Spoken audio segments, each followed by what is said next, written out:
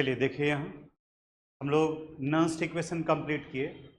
Electrochemistry के first वाले part यानी कि ईएमएफ ऑफ द सेल से आगे बढ़ रहे हैं। इसमें एक टर्म दिखाई दे रहा होगा गिब्स एनर्जी, और इसके बाद में आएगा equilibrium constant. Gibbs energy 11th class के थर्मोडायनेमिक्स में था और इक्विलिब्रियम कांस्टेंट ये इक्विलिब्रियम चैप्टर में था। गिब्स एनर्जी का मतलब क्या निकलता है? The energy available to a system which can be convert into useful work. Gibbs energy को जी से रिप्रेजेंट किया जाता है और इलेक्ट्रोकेमिकल सेल में गिब्स एनर्जी इलेक्ट्रोकेमिकल सेल से रिलेटेड होता है और इसे हम लोग लिखते हैं delta G naught is equal to minus N into F into E naught, इससे रिलेटेड होता है। हम लोग नर्स्ट इक्वेशन में डिस्कस किए कि नॉट तब लगाते हैं जब इलेक्ट्रोलाइट का कंसंट्रेशन 1 मोलर हो और टेम्परेचर 298 केल्विन हो, लेकिन कोई ज़रूरी नहीं है। तो अगर ज़रूरी नहीं है तो वह स्टैंडर्ड वैल्यू नहीं होगा, तो वैसे कंडीशन में हम नॉट के साइन को हटा देंगे तो delta G would be equal to आ जाएगा minus N into F into. अब यहाँ पर डेल्टा जी के बारे में बताएं कि ये गिब्स एनर्जी चेंज को रिप्रेजेंट करता है, where delta G represent the Gibbs energy change, Gibbs energy change. और इनका यूनिट जब कैलकुलेट करोगे तो जूल पर मोल, या अगर जूल का वैल्यू बड़ा है तो इसको किलो जूल पर मोल में रखते हैं। इन नंबर ऑफ इलेक्ट्रॉन को रिप्रेजेंट करता है जो पूरे रिएक्शन में जितना चेंज हो रहा है, न्यूमेरिकल के समय में आएगा। एफ फैराडेज कांस्टेंट को रिप्रेजेंट करता है, फैराडेज कांस्टेंट। बताओ तो इसका वैल्यू याद है 96,500 कूलम, ये याद रखोगे। और ई सेल यानी ईएमएफ ऑफ दिस सेल, या इसी को हम लोग सेल पोटेंशियल भी कहते हैं, इसे रिप्रेजेंट करता है सेल पोटेंशियल। इससे रिलेटेड कई क्वेश्चन है, उस पर आते हैं हम लोग। जैसे ही आपके बुक का क्वेश्चन है, बोर्ड पर देखना, हिंट सब देंगे, कैलकुलेट आपको करना पड़ेगा। एग्जाम्पल का 3.3 है यह क्वेश्चन नंबर। क्या कर रहा है? The standard electrode potential for Daniell cell is 1.1 volt, यानी ई नॉट सेल का वैल्यू दिया हुआ है 1.1 volt. Calculate the standard Gibbs energy for the reaction. इस रिएक्शन में जरा देखो तो यहाँ पर जिंक कन्वर्ट कर रहा है जिंक आयन में। बता सकते हो ऑक्सीडाइड हो रहा है या रिड्यूज हो रहा है? ऑक्सीडाइड हो रहा है, 0 से +2 में कन्वर्ट किया। कितने का चेंजेज हो रहा है चार्ज में? 2। इसका मतलब इसने 2 इलेक्ट्रॉन लूज किया है।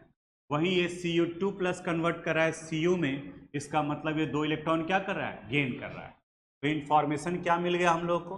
According to question the value of n is two EMF of the cell is given, E naught cell का वैल्यू दिया हुआ है 1.1 वोल्ट, और आपसे पूछा जा रहा है इसके गिब्स एनर्जी चेंज का वैल्यू क्या होगा। अभी बताए हैं कि आपको फार्मूला क्या होता है इनका। We know delta G naught is equal to, क्या लिखते हैं हम लोग, minus N into F into E naught cell. Minus N का वैल्यू बताओ कितना है? 2, एफ का वैल्यू 96,500 और ई नॉट सेल का वैल्यू कितना दिया हुआ है? 1.1। अब सिर्फ इसको मल्टीप्लाई करना रह गया। कैलकुलेशन भी ज़्यादा टफ नहीं है, मैनुअली भी कहेगा तो आप कर सकते हैं। 2 इंटू 96,500 इंटू 1. वैल्यू कितना हो गया? 212,300 माइनस 212,300। यूनिट बोलो, जूल पर मोल। तो चूंकि ये वैल्यू बड़ा है तो 1000 से डिवाइड कर दोगे, ये किलो जूल में कन्वर्ट कर जाएगा, माइनस 212.3 किलो जूल पर मोल। ये वैल्यू आ गया किसका? डेल्टा जी नॉट का। यानी कि ये सिंपल क्वेश्चन है जो 1 स्टेप में बनने वाला था। अगर बोर्ड एग्जामिनेशन में ये क्वेश्चन पूछा गया तो 1 मार्क्स से 2 मार्क्स के बीच का ही होगा, ठीक है। 1 मार्क्स का होना चाहिए ऑब्जेक्टिव टाइप ऑफ क्वेश्चन, जहां पर डायरेक्ट फार्मूला बेस्ड आप क्वेश्चन बना सकते। तो यहाँ के बाद में फिर आगे बढ़ेंगे हम लोग इक्विलिब्रियम कांस्टेंट पर। तो आप क्वेश्चन नहीं लिखो, क्वेश्चन नंबर लिख लीजिए और ये आंसर जो है इसको नोट कर।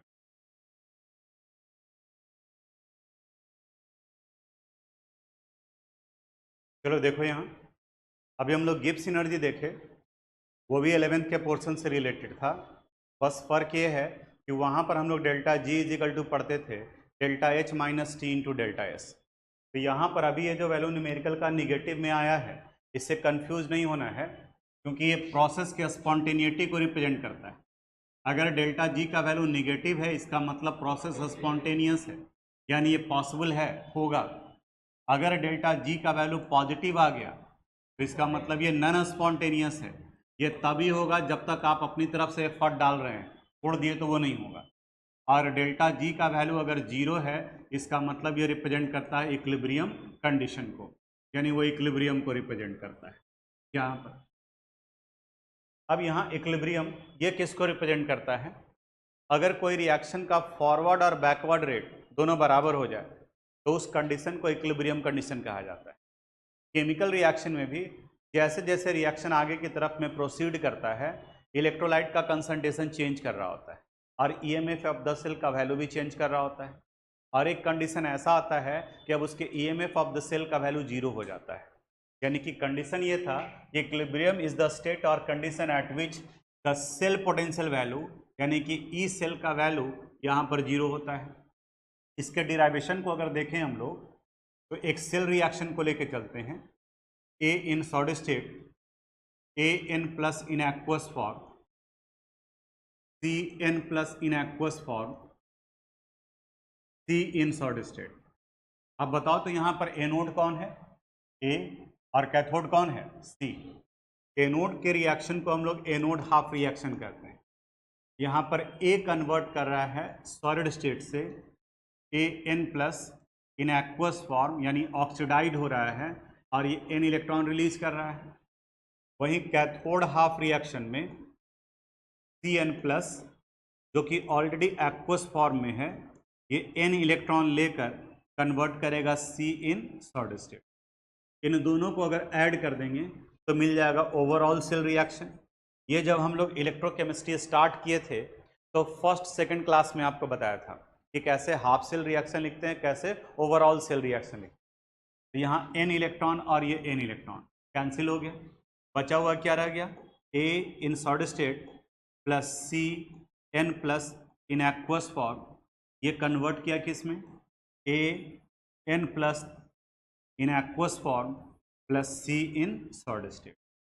अब जब इक्विलिब्रियम कंडीशन को हम लोग यहाँ पर देखेंगे तो एट इक्विलिब्रियम कांस्टेंट Kc का एक्सप्रेशन होता है प्रोडक्ट बाय रिएक्टेंट। तो देखो यहाँ प्रोडक्ट साइड में A n plus aqueous form में और सी किस स्टेट में? सॉलिड में। तो सॉलिड के कंसंट्रेशन को कितना लेते हैं? 1। तो यहाँ ये वैल्यू हो गया ऊपर में ए एन प्लस और नीचे में क्या आ जाएगा? C N plus. यानी कि दो कंडीशन हम लोग यहाँ पर डिस्कस किए। एक तो आ गया कि इक्विलिब्रियम जब अचीव करता है तो एट इक्विलिब्रियम ई सेल का वैल्यू कितना होता है? 0। और दूसरा आ गया कि एनोड और कैथोड के इलेक्ट्रोलाइट के कंसंट्रेशन के रेशियो को इक्विलिब्रियम कांस्टेंट कहते हैं। इसी को हम लोग नर्स्ट इक्वेशन में रिलेट करते हैं, नर्स्ट इक्वेशन के साथ में जोड़ते हैं। देखो तो यहाँ पर according to Nernst equation, according to Nernst equation, Nernst equation में हम लोग क्या पढ़े हैं? E cell is equal to a standard electrode potential of cell minus 2.303 RT by NF log, ऊपर में एनोड का कंसंट्रेशन और नीचे में कैथोड का कंसंट्रेशन Cn प्लस। अब यहीं पर इक्विलिब्रियम कंडीशन को डाल देना है, ऐड कर देना है। कब देखो क्या चेंजेज आएगा? At equilibrium. अब ये पिछले वाले स्क्रीन पर क्या देखे? जब इक्विलिब्रियम होगा तो ई सेल की जगह पर क्या वैल्यू आ जाएगा? 0। और एनोड और कैथोड के रेशियो की जगह पर Kc। तो यहाँ पर भी वही चेंजेज करेंगे। ई सेल की जगह पर क्या लिखा जाएगा? 0। It be equal to a standard electrode potential of cell minus 2.303 RT by NF log, और इनकी जगह पर क्या लिखा जाएगा? Kc। अब देखो ये 0 और ये माइनस है, इसको इधर ले आएंगे तो प्लस हो जाएगा। तो और लिखा जा सकता है a standard electrode potential of cell is equal to 2.303 RT by NF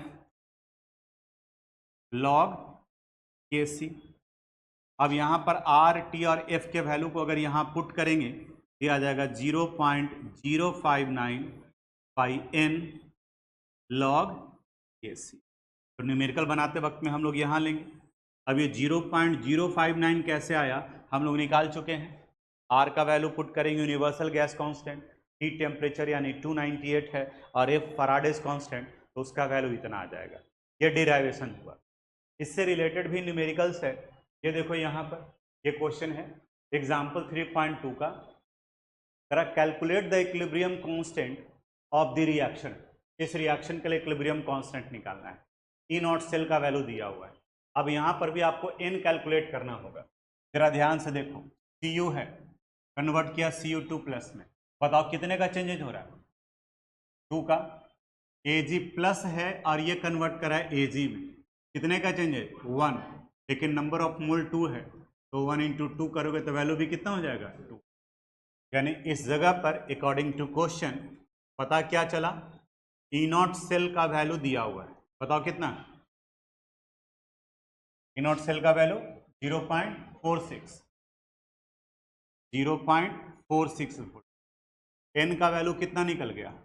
2। हम लोग पढ़े क्या है? E naught cell is equal to 2.303 RT by NF log Kc। ये वैल्यू पढ़ें।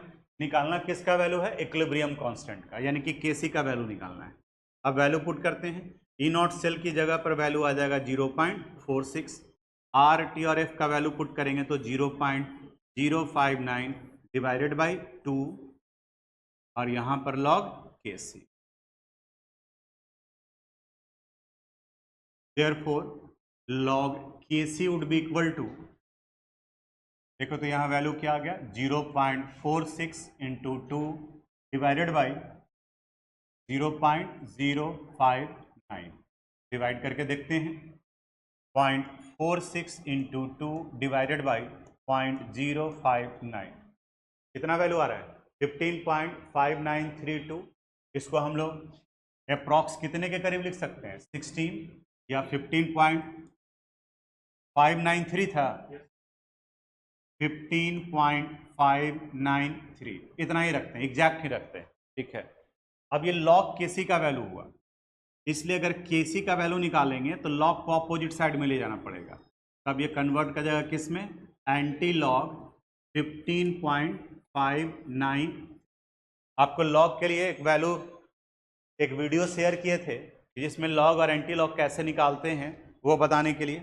यहाँ पर अब इसमें एंटी लॉग देखेंगे तो 0.593 है, तो 0.59 के 3 में देखो वैल्यू कितना दिया हुआ है? 3917 मिला आप लोग को। 0.59 के 3 में एंटी लॉग वाले में देखोगे 0.3917 दिखा, तो 3917 यहाँ डेसिमल डाल देंगे। डेसिमल के आगे में ये 15 है, तो 10 टू द पावर कितना लिखेंगे? 50। तो लॉग और एंटी लॉग पर प्रैक्टिस करना पड़ेगा आपको। बोलो। हाँ, माइनस वाले में 1 से माइनस करते, यहाँ पे एक वैल्यू बढ़ जाता। अगर ये मान ली कि -15 होता तो पावर हो जाता 10 टू द पावर -16। और इसको एंटी लॉग में नहीं देखते, डेसिमल वाला, उसको 1 में से सबट्रैक्ट कर। जो वीडियो बनाए हैं उसमें भी ये पार्ट जो इंडिकेट किए, तो इसको जल्दी से कॉपी कर लीजिए। डिराइवेशन ये पीछे वाला हमको लगता है कि पिछले क्लास में बता चुके हैं, ये हो गया है ना?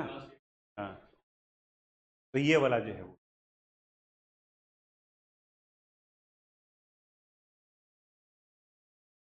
आई मैम आदमी।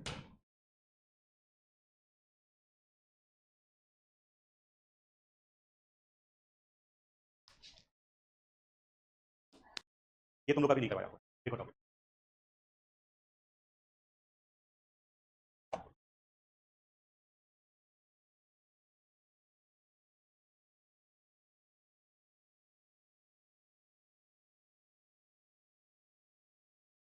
हो गया?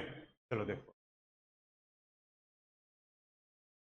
अब यहाँ स्क्रीन पर एक टॉपिक दिखाई दे रहा है, relation between Gibbs energy change and equilibrium constant. दो फिजिकल क्वांटिटी के बीच में रिलेशन अगर निकालना हो, डेरिवेशन अगर करना हो, तो दोनों के फार्मूला को सामने सामने रखो और जो कॉमन है उसको मिला दो एक दूसरे के साथ में। जैसे यहाँ देखो भी हम लोग स्टार्ट किए तो पहले पढ़े क्या, गिब्स सिनर्जी के लिए फार्मूला निकाले थे। We know delta G naught is equal to minus N into F into E naught cell, ये डिराइव किए हैं हम लोग। फिर हम लोग सेकेंड पार्ट में जब इक्विलिब्रियम कांस्टेंट के बारे में डिस्कस किए तो वहाँ पर भी एक डिराइवेशन आया था। यहाँ आया E naught cell is equal to 2.303 R T by N F log K C, ये इक्वेशन सेकंड हो गया। अब देखो दोनों में कॉमन क्या है, यहाँ पर भी ई नॉट सेल है और यहाँ पर भी ई नॉट सेल है, तो इस ई नॉट सेल के वैल्यू को इक्वेशन फर्स्ट में पुट कर देंगे, यानी कि from first and second in दोनों को कंबाइन कर, फर्स्ट एंड सेकंड। तो देखो उसको जैसे ही वहाँ डालेंगे तो अब ये रिलेशन क्या निकल जाएगा, delta G naught would be equal to minus N into F into E naught cell की जगह पर ये part 2.303 R T by N F log K C. देखो तो कुछ कैंसिल हो रहा है, एन एफ, यानी फाइनल रिलेशन क्या निकल गया यहाँ पर, delta G naught is equal to minus 2.303 R T log. अब यहाँ से अगर इक्विलिब्रियम कांस्टेंट पता है तो गिब्स एनर्जी निकाल सकते हैं, और अगर गिब्स एनर्जी पता है तो इक्विलिब्रियम कांस्टेंट निकाल सकते हैं। लेकिन यहाँ पर आपको आर और टी का वैल्यू भी ऐड करना पड़ेगा, यानी कैलकुलेशन बढ़ जाएगा। अगर ऑप्शन है हमारे पास में कि ये वाला पार्ट हम लोग डायरेक्ट यूज कर सकते हैं, तो यहाँ तो याद करो आर टी और एफ का वैल्यू पुट करने की वजह हम लोग सीधा सीधा क्या ले लेते हैं, 0.059 ले लेते हैं, तो कैलकुलेशन आसान हो जाता है। आगे कहाँ ज़रूरत पड़ेगा वो करेंगे, इसका डिराइवेशन पहले देखेंगे और इससे रिलेटेड न्यूमेरिकल देखेंगे। अब जैसे देखो यहाँ पर ये क्वेश्चन है, इंटेक्स का क्वेश्चन है आपके बुक का।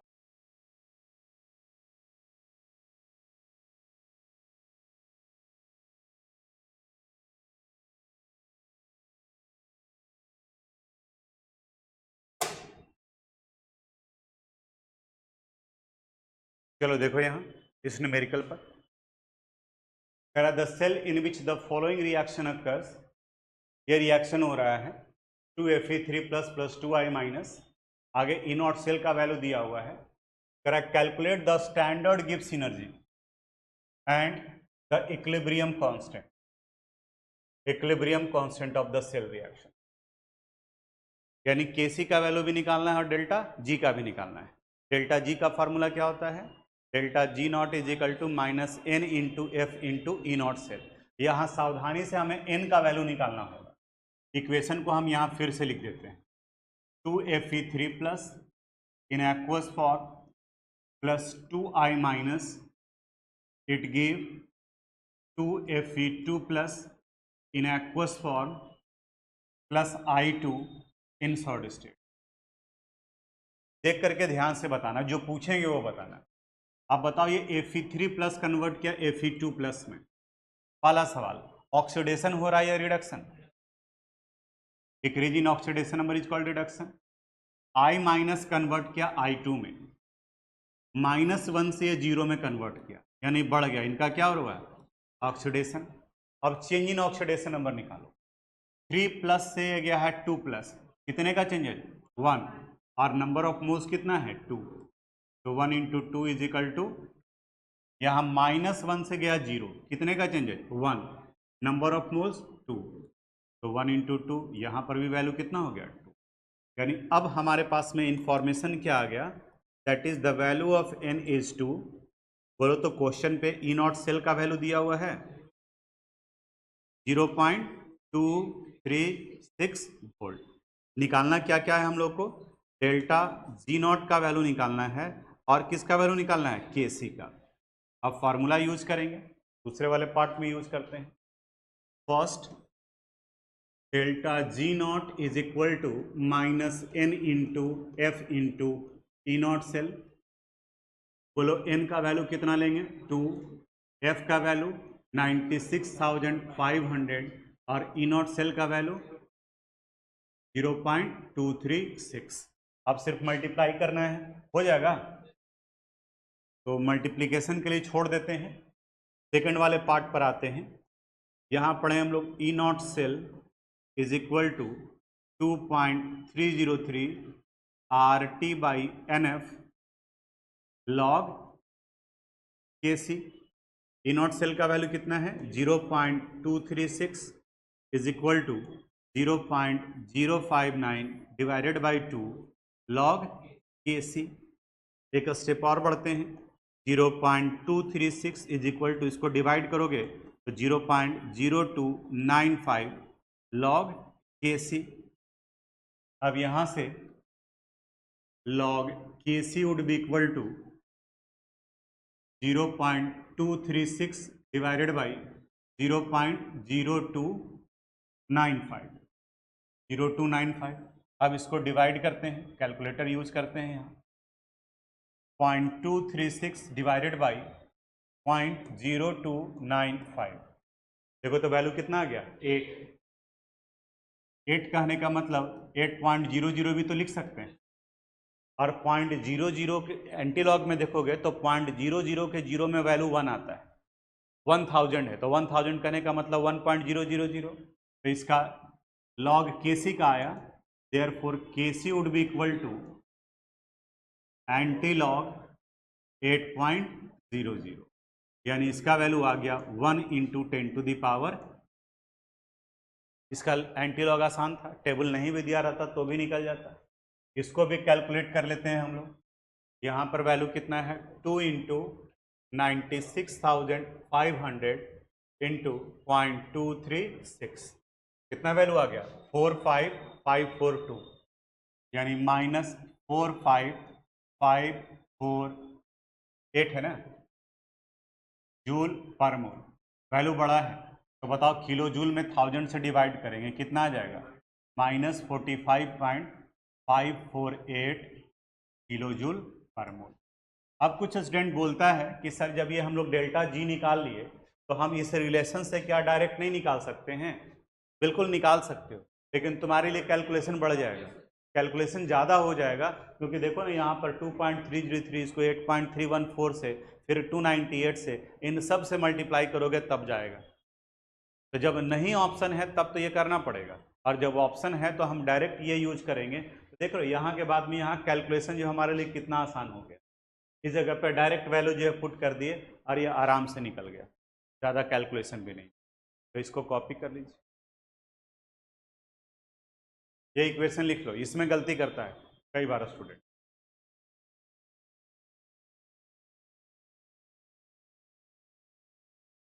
इससे पहले वाला बाकी है डिराइवेशन।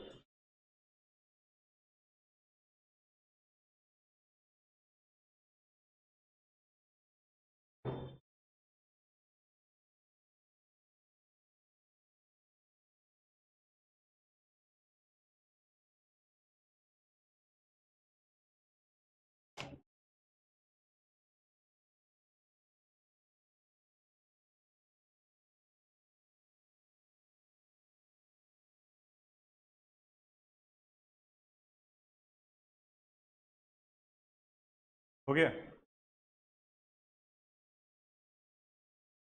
जरा देखो तो ये कुछ पल्ले पड़ रहा है, कोशिश करो।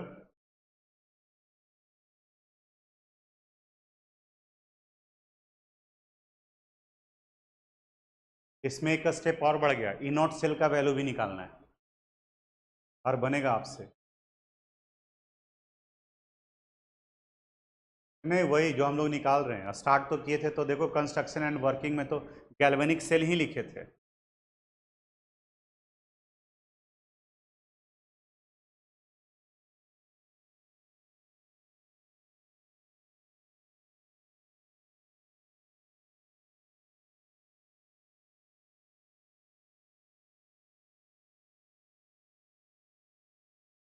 चलो देखो तो 2-3 क्वेश्चन है, टॉपिक कंप्लीट करना है हम लोग को आज, ठीक है। चलो बोर्ड पर देखो, सबका हिंट्स दे देंगे, बाकी का कैलकुलेशन करोगे आप। सब लोग यहाँ ध्यान दो, इस क्वेश्चन में क्रोमियम का ऑक्सीडेशन हो रहा है और कैडमियम का रिडक्शन हो रहा है। इसका मतलब क्रोमियम काम कर रहा है एनोड के रूप में और कैडमियम काम कर रहा है कैथोड के रूप में। तो सबसे पहले हम लोग standard electrode potential of cell निकाल लेते। ये हो गया standard electrode potential of cathode minus standard electrode potential of anode. Cathode के फॉर्म में किसका यूज किया गया? कैडमियम। देखो तो कैडमियम का रिडक्शन पोटेंशियल वैल्यू कितना है? -0.40। यहाँ लिख दिया वैल्यू -0.40 माइनस एनोड का वैल्यू कितना दिया हुआ है? -0.74। ब्रैकेट हटाएंगे तो माइनस माइनस प्लस, तो -0.40 प्लस 0.74, ये वैल्यू कितना हो गया? +0.34 वोल्ट। ये निकल गया। तो पहला पार्ट तो वही कर रहा था कि calculate the standard cell potential. तो देखो 1 मार्क्स का काम आपने कर लिया, सेल पोटेंशियल निकाल लिया। आगे कर रहा है calculate the standard Gibbs energy and change in equilibrium constant, और के का वैल्यू भी निकालना है। अब गिब्स एनर्जी पर आते हैं। अब ये क्वेश्चन जो पहले हम लोग सोल्व कर चुके हैं उसके बराबर का हो गया, -n into F into E naught cell. अब यहाँ पर n का वैल्यू कैलकुलेट करो केयरफुली। देखो क्रोमियम 0 से कन्वर्ट किया किस में? 3+ में। कितने का चेंज है? 3। नंबर ऑफ मोल कितना है? 2। तो 3 2 जा 6। यहाँ कैडमियम भी 2+ से कन्वर्ट किया 0 2 और नंबर ऑफ मोल 3, यानी n का वैल्यू कितना होगा? 6, यानी -6 इंटू 96,500 और ई नॉट सेल का वैल्यू 0.34। अब इसको सॉल्व कर लेना है, मल्टीप्लिकेशन सिर्फ रह गया। 6 इंटू 96,500 इंटू 0.34, देखो तो 196,860 माइनस 196,860, ये हो गया जूल पर मोल। और अगर इसको किलो जूल में कन्वर्ट करेंगे तो -196.86 किलो जूल पर मोल। यहाँ है डेल्टा जी का वैल्यू। अब यहाँ से केसी का वैल्यू निकालना, इक्विलिब्रियम कांस्टेंट भी निकालने के लिए कह रहा है। क्या पढ़े हम लोग? E naught cell is equal to 2.303 RT/NF log K C. बताओ आप, ई नॉट सेल का value 0.34 is equal to 0.059, n का value 6 log Kc। Therefore log Kc would be equal to 0.34 into 6 divided by 0.059। देखो वैल्यू क्या आ जाएगा? 0.34 into 6 divided by 0.059, कितना value आ गया? 34.576। 3 डिजिट तक लेकर के चलो, 34.576। अब केसी निकालो, तो केसी वुड बी इक्वल टू, यहाँ आ जाएगा एंटी लॉग 34.576। डेसिमल के आगे में जो 34 है वो पावर में चला जाएगा। जल्दी से देखो एंटी लॉग का वैल्यू बताओ तो 0.57 के 6 में कितना है? 0.57 के 6 में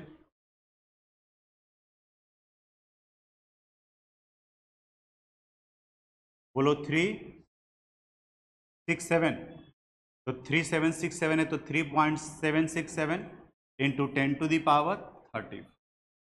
ये वैल्यू आ गया केसी का, इक्विलिब्रियम कांस्टेंट केसी। ये पार्ट निकल गया। अब आप देख लीजिए कि कहाँ कहाँ तक किए थे और क्या बाकी था।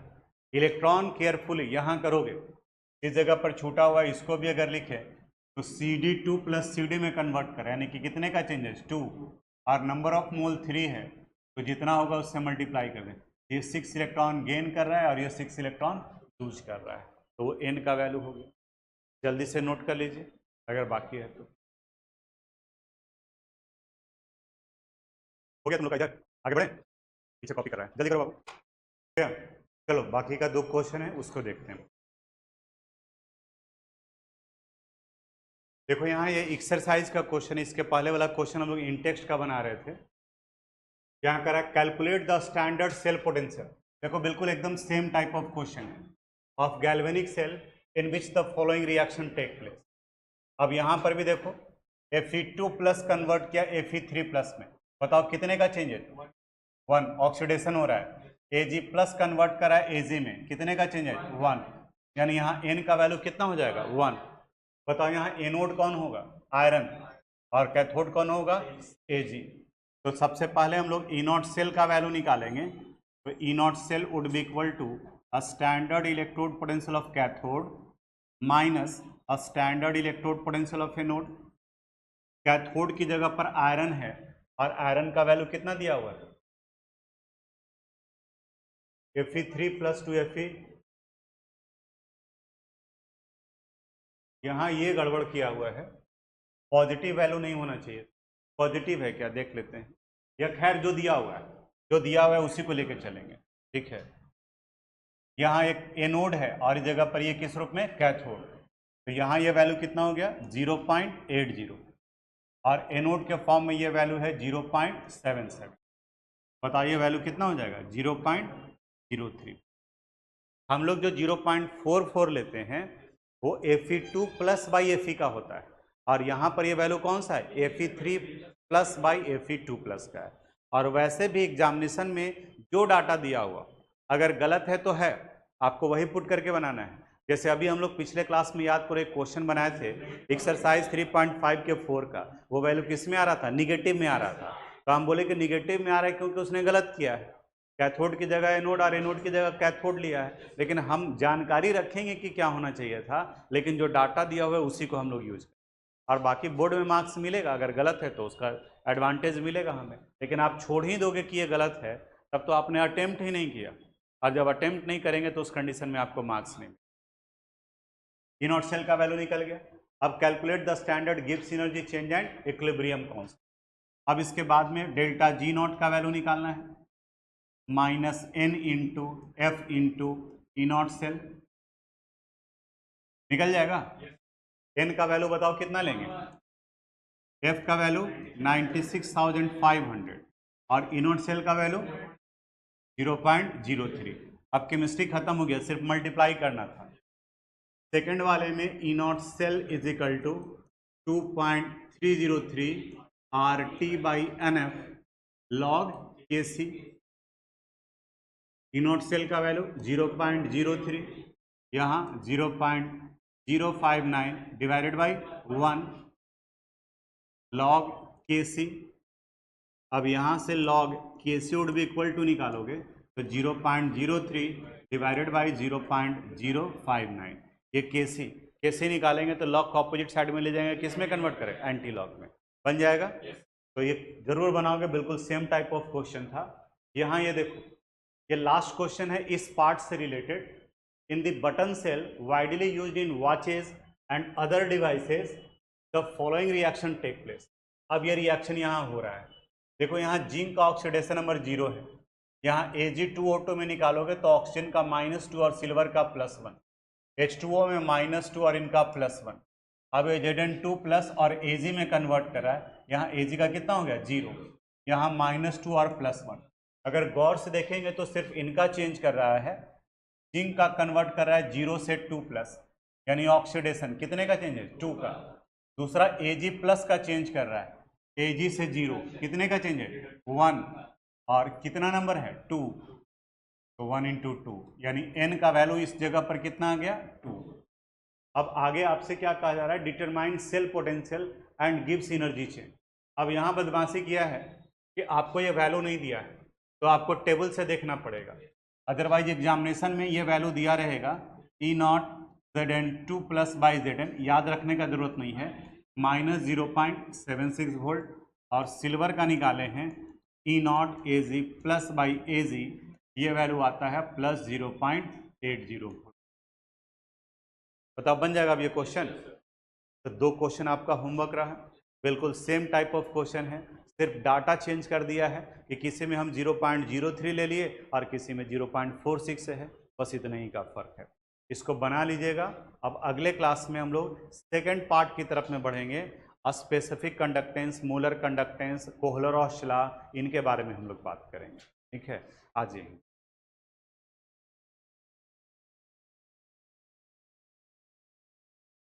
क्वेश्चन नंबर नोट कर लीजिए, नहीं तो खोजिएगा कहाँ कि कौन कौन सा क्वेश्चन था।